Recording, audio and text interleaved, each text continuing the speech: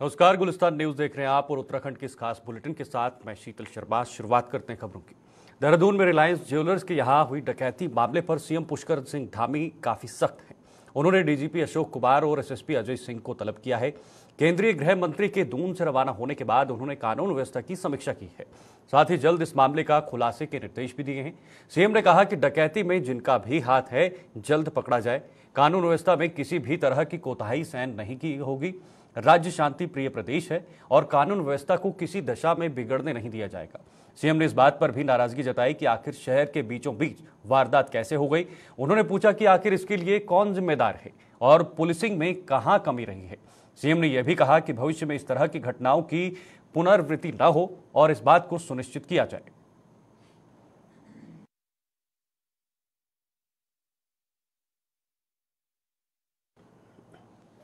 तो वहीं देहरादून में दिवाली के अवसर पर आग से निपटने के लिए अग्निशमन विभाग पूरी तरह से तैयार है।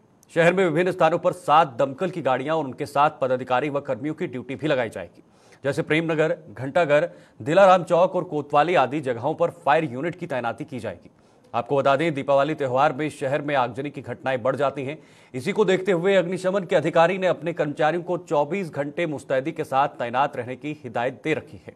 साथ ही कहा कि पिछले बार भी आगजनी की कई ऐसी घटनाएं जानकारी में आई थी। बतौर अधिकारी सुरेश चंद्र रवि ने कहा कि छोटे और संकरी गली में भी हमारी गाड़ी आग को बुझाने में अब तैयार है।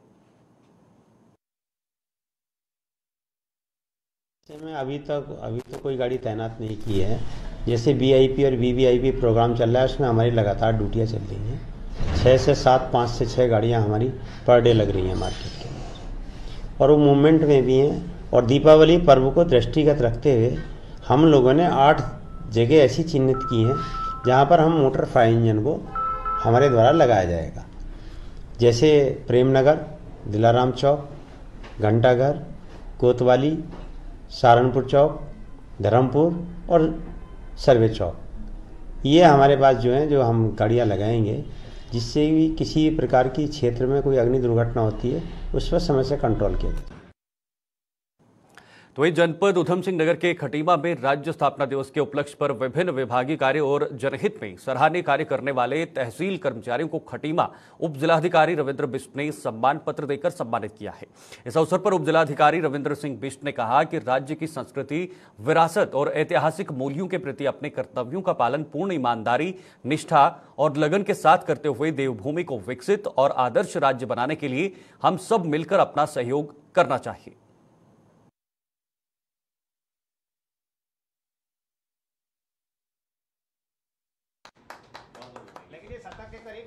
इनको भी बहुत समझते हुए सितारे हैं। ये तो नाना मजा में थे सर। स्थापना दिवस मैं सारे खटीमा वासी को और सारे उत्तराखंड वासी को बधाई देना चाहता हूँ और मैं नमन करना चाहता हूँ सभी लोगों को जिसकी बदौलत आज हमारे पास उत्तराखंड मिला है। आज हमने जो भी हमारे खटीमा क्षेत्र के अंतर्गत जितने हमारे तहसील के कर्मचारी या अन्य डिपार्टमेंट के कर्मचारियों ने उत्कृष्ट कार्य किया है, उनको हमने प्रशस्ति पत्र दिए हैं और उनको बहुत बहुत बधाई देते हैं कि भविष्य में भी ऐसे काम करें और हमारे देश का, हमारे उत्तराखंड का नाम रोशन करें।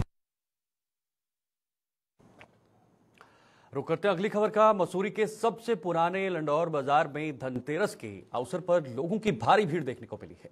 इस दौरान जमकर उनकी भारी खरीदारी को देखते हुए दुकानदार खुशी से खिल उठे।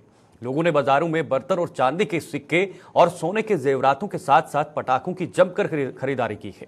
दुकानदारों के मुताबिक कोरोना काल के बाद पहली बार बाजारों में रौनक देखने को मिली और उनका कारोबार भी ठीक रहा।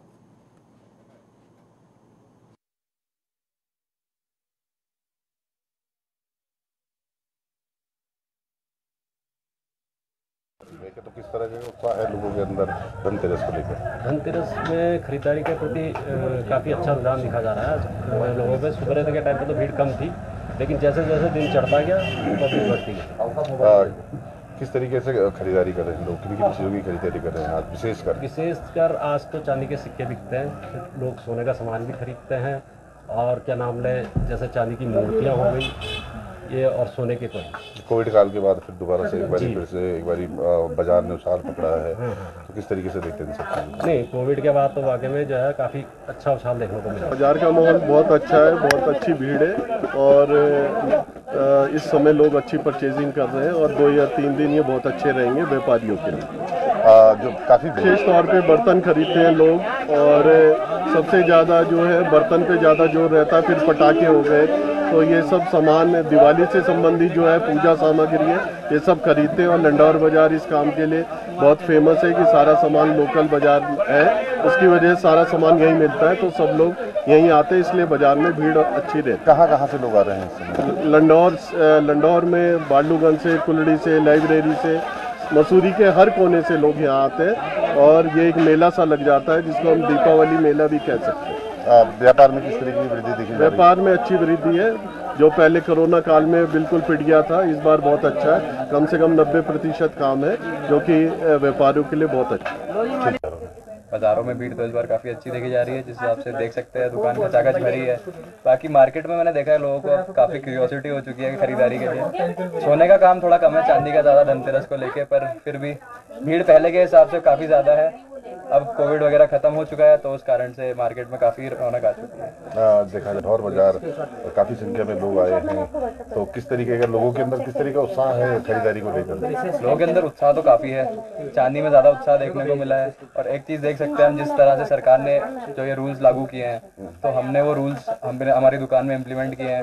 हॉलमार्क का ध्यान दिया जा रहा है और बाकी जो है कस्टमर्स का सेटिस्फैक्शन प्रायोरिटी हमारी पहले से रही।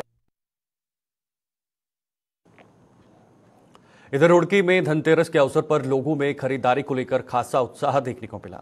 धनतेरस के दिन बाजारों में खासी चहल पहल दिखाई दी। ग्रामीण क्षेत्र के लोगों ने रुड़की पहुंचकर बर्तनों, घर की सजावट का सामान और सोने चांदी के आभूषण की जमकर खरीदारी की। वहीं खरीदारों का भी कहना है कि धनतेरस के दिन बर्तन या अन्य सामान खरीदना हिंदू धर्म में शुभ माना जाता है। कुछ लोगों का कहना था कि पिछली बार की बजाय इस बार बाजारों में महंगाई की वजह से कम खरीदारी देखने को मिल रही है। ज्वेलर्स के दुकानदारों के मालिकों के अनुसार सोने का दाम पिछले वर्ष की भांति इस वर्ष बढ़ गया है, इसलिए लोग थोड़ा कम खरीदारी कर रहे हैं। उन्होंने बताया कि इस बार चांदी के सिक्कों की ज्यादा डिमांड रही। बाजारों में भारी भीड़ देखते हुए पुलिस ने भी सुरक्षा व्यवस्था के पुख्ता इंतजाम किए थे। जगह जगह पर पुलिस द्वारा बैरिकेड लगाए गए थे।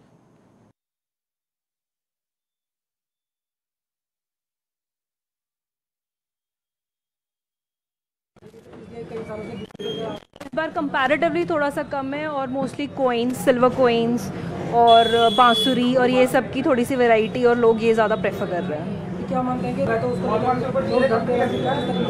थोड़ा सा तो फ़र्क है पहले से, क्योंकि रेट्स थोड़े से हाई हो गए हैं, तो कंपैरेटिवली थोड़ा सा कम है इस बार। तो ग्राहक किस तरीके से आपके पास आ रहे हैं? डिमांड क्या है जगह? डिमांड्स कॉइन्स की ज़्यादा है, सिल्वर कॉइन्स उनकी डिमांड ज़्यादा है। सर डिमांड काफ़ी है लोगों की, मूर्तियों में चांदी के सिक्के जो हैं, गोल्ड के सिक्के भी हैं, काफ़ी सब चीज़ों की डिमांड चल रही है पूरी।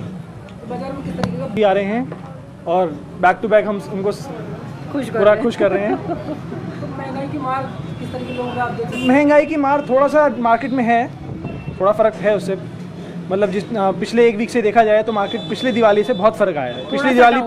पिछली दिवाली पे रेट 48,000 रुपये था, इस दिवाली पे 58,000 रुपये रेट आ रहा है, तो 10,000 का फ़र्क आ गया, तो काफ़ी फ़र्क है। किस तरीके के लोगों का महंगाई की मार पड़ रही है? क्या लोगों के सबसे कोई महंगाई की मार नहीं है, जिसको जो पसंद आ रहा है सब ले रहे हैं। पिछली बार की तरह इस बार दिवाली अच्छी है। पिछली बार कम था या इस बार ज़्यादा है? भाई अभी कुछ नहीं पता, ये तो रात को पता चले।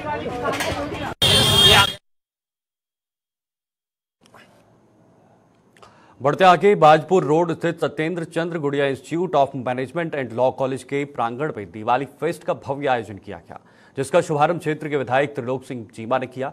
इसके बाद मेले के मुख्य आकर्षणों में से एक रंगोली प्रतियोगिता, जिसमें क्षेत्र के विभिन्न विद्यालयों की कुल 19 टीमों ने प्रतिभाग किया, उनका अवलोकन किया। इस दौरान चंद्रावती तिवारी कन्या महाविद्यालय की उप प्राचार्य डॉक्टर दीपिका गुड़िया आत्रेय, संस्थान की एकेडमिक काउंसिल के सदस्य डॉक्टर नीरज आत्रेय, विमल गुड़िया, जिला प्रशासकीय अधिवक्ता अमरीश अग्रवाल, जिला विधिक सेवा के सदस्य उमेश जोशी एडवोकेट सहित तमाम लोग मौजूद रहे।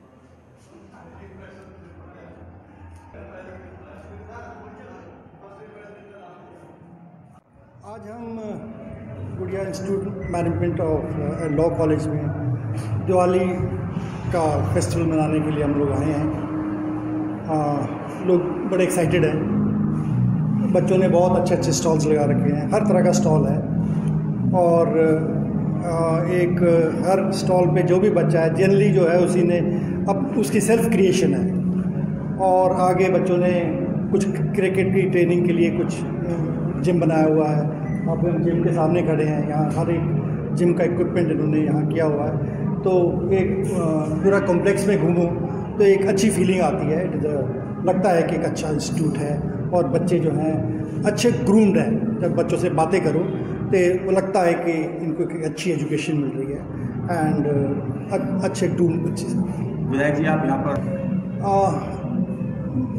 एक्चुअली उसने दिया खरीदे हैं, बच्चों ने बहुत अच्छे अच्छे दिए बनाए हुए हैं, अलग अलग डिज़ाइंस के, अलग अलग कलर्स के। उनमें उनका जो कैलिबर है वो शो हो रहा है कि बच्चे कितने टैलेंटेड हैं। बच्चों ने बहुत मेहनत की है, सबने अपने अपनी जगह पे सबने बहुत सुंदर मतलब बहुत ही अच्छी देखने को मिली रंगोली, बहुत अलग अलग हैं, बहुत ब्यूटीफुल कलर्स यूज़ किए हैं।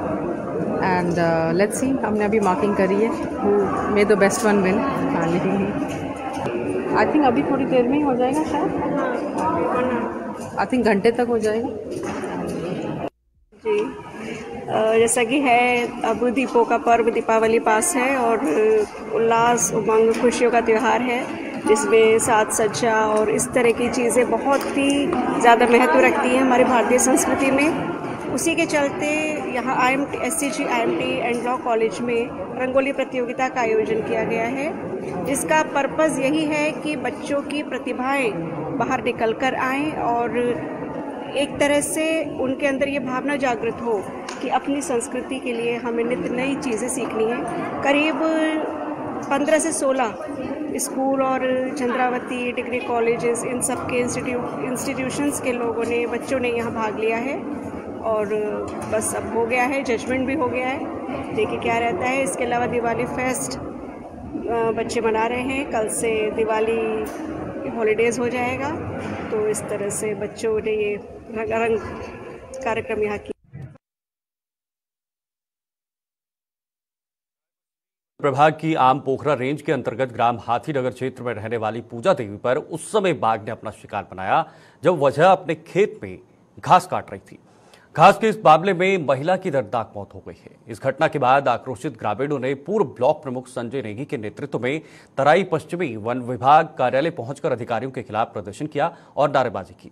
पूर्व ब्लॉक प्रमुख संजय नेगी ने बताया कि इस क्षेत्र में करीब 2 माह से बाघ का आतंक मचा हुआ है और पूर्व में कई लोगों पर यह बाघ हमला कर घायल कर चुका है।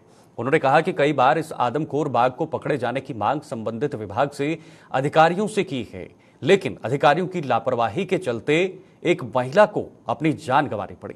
उन्होंने इस मामले में डीएफओ प्रकाश चंद्र आर्य को ज्ञापन सौंपते हुए मृतक महिला के परिजनों को 25 लाख रुपए का मुआवजा तथा परिवार के एक सदस्य को विभाग में संविदा के तौर पर नौकरी देने के साथ ही इस आदमखोर बाघ को शीघ्र पकड़े जाने की मांग की है। लगभग 1-1.5 माह से आम पोखरा रेंज में लगातार बाघ का आतंक है और ये बाघ एक नहीं 2-2, 3-3 मैंने स्वयं अपनी आंखों से देखा। और बीच में 2 तारीख को अंकित कुमार के नाम के एक व्यक्ति को उसने जो है हमला करके घायल कर दिया था। और कल आपने देखा कि एक महिला को बुरी तरीके से बाघ ने अपना निवाला बना लिया और 2 बाइक सवारों पर झपट कर उनको घायल कर दिया। और बार बार लगातार फॉरेस्ट विभाग को बताने के बाद भी वो बाघ को पकड़ने की जहमत नहीं उठा रहे हैं। इनके कानून में बिल्कुल भी जोन नहीं रेंग रही है और निश्चित रूप से बाघ की दस्तक अभी भी वहीं बनी पड़ी है, अभी भी वो कॉलोनी में मौजूद है। लेकिन विभाग ये कहता है कि हम अपनी कार्रवाई कर रहे हैं, लेकिन मेरी समझ में ही नहीं आ रहा है कि कार्रवाई इन्होंने अभी तक की क्या। आज 1.5 महीने से बाघ वहाँ घूम रहा है, लोगों पर हमला कर रहा है, लगातार हमला कर रहा है, लेकिन बाघ की दस्तक अभी भी वहीं है। निश्चित रूप से आज हमने शांतिपूर्वक डीएफओ कार्यालय का घेराव किया है। यदि अतिशीघ्र 1 या 2 दिन में बाघ को नहीं पकड़ा गया और जो पूजा देवी जो कल जिसको मार दिया था बाघ ने, उसको 25 लाख का मुआवजा नहीं दिया और उसके परिवार में से संविदा पर एक को नौकरी और जो है अतिशीघ्र बाघ को पकड़ा जाए, ये हमारी मांग है। यदि हमारी मांगें पूरी नहीं होंगे तो निश्चित रूप से एक बड़ा आंदोलन, जनता में बहुत आक्रोश है, एक बड़ा आंदोलन यहाँ पर होगा, उग्र आंदोलन। बड़ी दुखद घटना कल हुई है और उसके लिए सभी हम लोग दुखी हैं, लेकिन जो उसको रोकने के लिए और आगे इस तरह की घटनाएं ना हो, इसका हमारी तरफ से तत्काल प्रयास प्रारंभ कर दिए गए थे।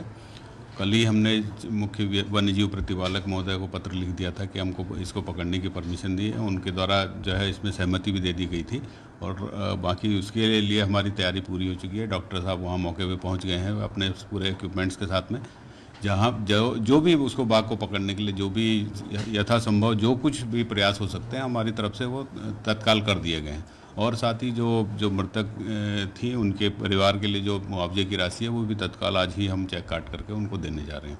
तो हमारी तरफ से उसमें कोई सा भी किसी तरह का कोई ऐसी ढील नहीं रखी जाएगी कि जिससे कि और कोई आगे की घटना हो इस तरह से। सर मौके पर अभी जो है पिंजरा लगाने की कार्रवाई कर दी गई है या गश्त का क्या है? पिंजरा लगातार हमारी टीमें 3 टीमें कल से ही वहाँ पे इस क्षेत्र में हैं। उसके आसपास जो है जो भी झाड़ियाँ या उनके टाइगर के छुपने की जो भी जगह हो सकती थी उस सभी को हमने सर्च करा करके उस जगह को चिन्हित कर लिया है और वहाँ झाड़ियाँ कटान करके साफ सफाई की कार्रवाई चल रही है। टीम हमारी लगातार मौके पे है, डॉक्टर अपना सारे इक्विपमेंट्स के साथ मौके पर हैं। तो अब उम्मीद यह है कि अब इस तरह की घटना दोबारा नहीं होगी और टाइगर जल्दी पकड़ा जाएगा। ईश्वर में हत्या मामले में पुलिस ने 5 अभियुक्तों को गिरफ्तार किया है। पुलिस के अनुसार 29 अक्टूबर 2023 को जमुना पवार द्वारा तहरीर दी गई कि उनके पति नवीन पवार निवासी डोईवाला, जो कि वर्तमान समय में जिला अस्पताल में कार्यरत था, उसके अज्ञात व्यक्ति द्वारा जान से मारने की नीयत से उन पर जानलेवा हमला कर उसके गंभीर रूप से घायल कर दिया।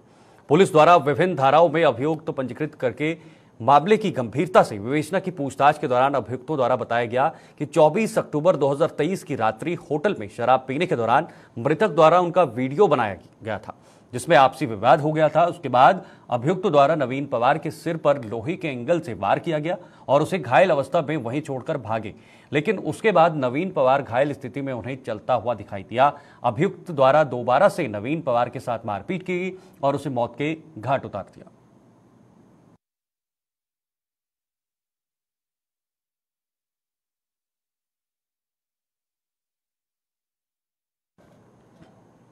आगे बढ़ते हैं। हरिद्वार में आंगनबाड़ी केंद्र में पढ़ने वाले 9 निहालों के लिए एक बड़ा कदम उठाया गया है।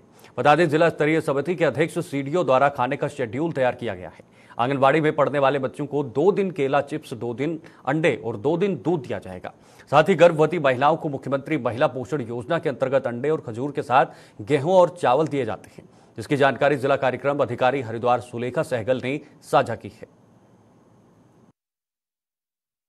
केंद्र पे कुक फूड के माध्यम से हमारा एक मेनू निर्धारित है। जिला स्तरीय समिति जिसके अध्यक्ष सीडीओ साहब है, उनकी अध्यक्षता में एक मेनू तैयार किया गया है। पूरे जिले को वो दिया गया है। उसी के आधार पे रोज बदल बदल के पोषाहार बनाकर बच्चों को खिलाया जाता है। दूसरा, आंगनवाड़ी केंद्र पे बच्चों को केला चिप्स 2 दिन अंडा और 2 दिन दूध दिया जाता है। जो गर्भवती धात्री महिलाएं हैं उनके लिए मुख्यमंत्री महिला पोषण योजना के अंतर्गत अंडा और खजूर दिया जाता है। साथ में हमारे पोषाहार में THR के रूप में गेहूं और चावल दिया जाता है। खाने की व्यवस्था माता समिति को पैसा दिया जाता है। माता समिति को एक मेन्यू दे रखा है, उसके आधार पर वो लोग सामान खरीदते हैं और जो मेन्यू निर्धारित किया गया है उसी के आधार पर रोज वो अलग अलग चीजें बना के आंगनबाड़ी केंद्रों पे बच्चों को खिलाती है। दलिया, खिचड़ी, मिक्स पराठा, दाल चावल, हलवा, खीर, ये ऐसे हमारा 7 दिनों का मेन्यू है। उन सबको दिया गया आंगनबाड़ी सेंटर। उत्तराखंड सरकार के द्वारा एक हमारा महालक्ष्मी किट है नवजात बालिकाओं के लिए, ताकि बालिकाओं का बैलेंस हमारे समाज में बने। बेटी बचाओ बेटी पढ़ाओ प्रोग्राम के तहत बेटियों की संख्या बढ़ाने के लिए ये चलाई जा रही है। स्टेट गवर्नमेंट की योजना है, भारत सरकार की एक योजना है। पहली गर्भवती को 5,000 रुपए 2 किस्तों में मिलेंगे और जब दूसरा बच्चा उसका अगर बेटी होती है तो 6,000 एक मुश्त उसको किस्त में मिलेंगे। ये पैसा DBT के माध्यम से सीधे लाभार्थी के खाते में जाता है। इनके लिए योजनाओं को प्रचार प्रसार के लिए हम जगह जगह जाके बैठक करते हैं। पंपलेट, पोस्टर छपवाए जाते हैं और मीडिया के माध्यम से भी हम लोग प्रचार प्रसार करते हैं। जिनको नहीं पता ये तो बड़े खेद का विषय है, क्योंकि हम लोग सभी आंगनबाड़ियों की रेगुलर बैठक लेते हैं। जैसी कोई नई योजना हमारी आती है तो हम लोग CDPOs की बैठक करते हैं, CDPO सुपरवाइजर्स की बैठक करते हैं, वो आंगनबाड़ी वर्कर की बैठक करते हैं। साथ में जहाँ जरूरत होती है वहाँ ट्रेनिंग भी करते हैं। अगर इस तरह की लापरवाही है तो इसके लिए हम लोग संज्ञान लेंगे और उसके विरुद्ध कठोर कार्रवाई करेंगे। तो चलिए, उत्तराखंड की इस खास बुलेटिन में फिलहाल के लिए इतना ही। देश और दुनिया की तमाम खबरों के लिए आप देखते रहिए गुलिस्तान।